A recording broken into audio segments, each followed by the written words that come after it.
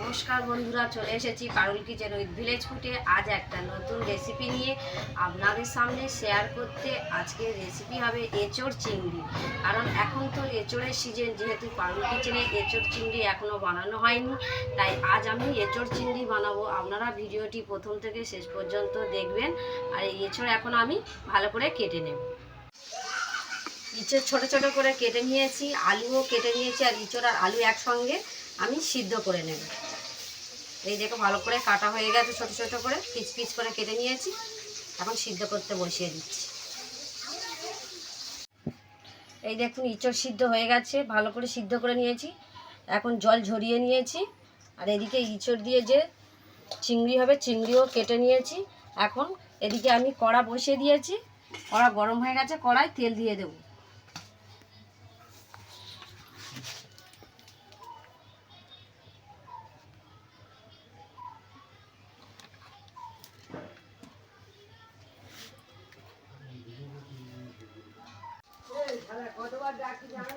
তেল গরম হয়ে গেছে, চিংড়িগুলো ভেজে নেব, দিয়ে দিই।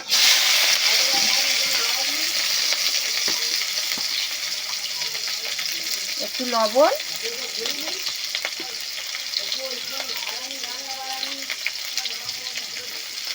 আর একটু হলুদ দিয়ে দিই।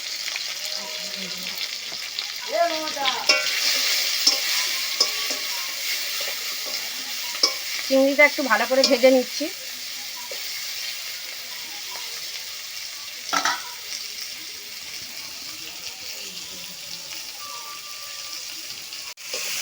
চিংড়ি ভালো করে ভেজে নিয়েছি, এখন আমি তুলে নিচ্ছি।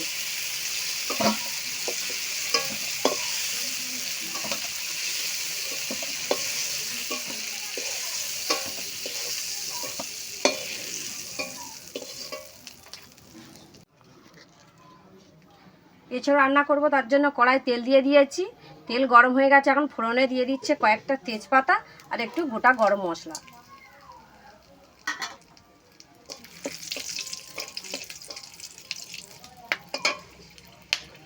এখন দিয়ে দেব পেঁয়াজ,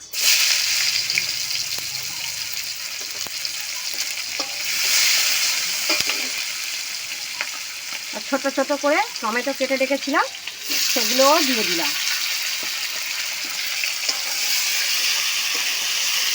একটু ভালো করে নেড়ে ছেড়ে নেব।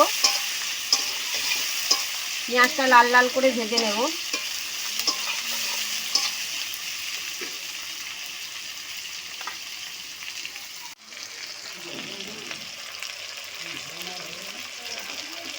লবণ দিয়ে দিচ্ছি 1 চামচ।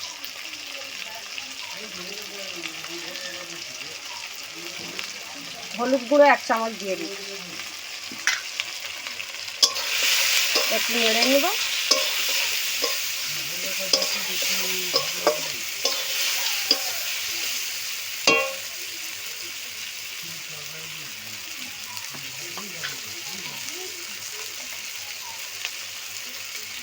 যে যেমন লঙ্কা খাবেন, আমি 1 চামচ লঙ্কার গুঁড়ো দিয়ে দিচ্ছি।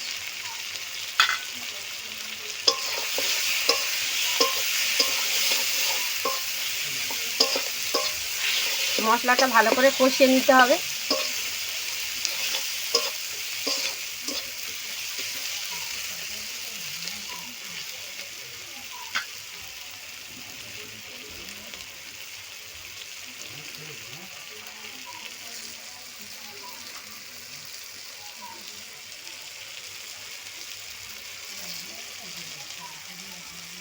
দিয়ে দিচ্ছি আদা বাটা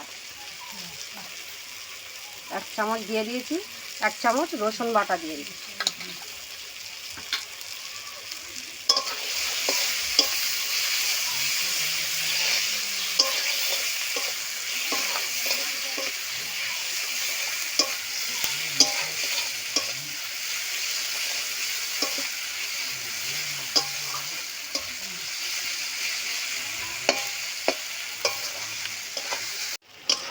মশলা থেকে তেল ছেড়ে দিয়েছে। এখন আমি সিদ্ধ করে রাখা এঁচোড় দিয়ে দেব। আমি এঁচোড় আর আলু একসঙ্গে সিদ্ধ করে নিয়েছি। আপনারা চাইলে আলু ভেজেও দিতে পারেন, এঁচোড় সিদ্ধ করে নিতে পারেন।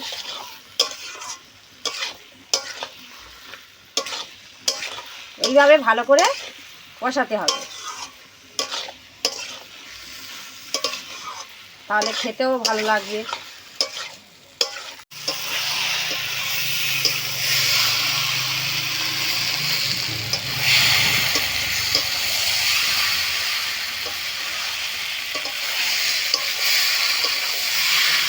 এটাও ভালো করে কষানো হয়ে গেছে, এখন জল দিয়ে দেব। খুব বেশি জল দেব না, অল্প করেই জল দিয়ে দেবো।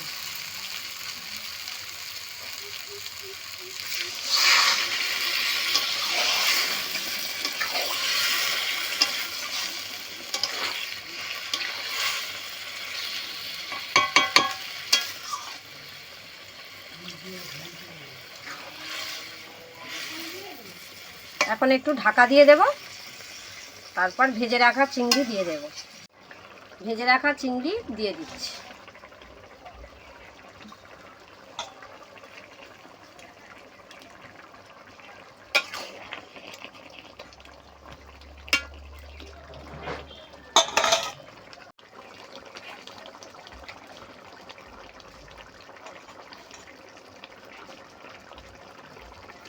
এখানে একটু চিনি দিয়ে দিচ্ছি।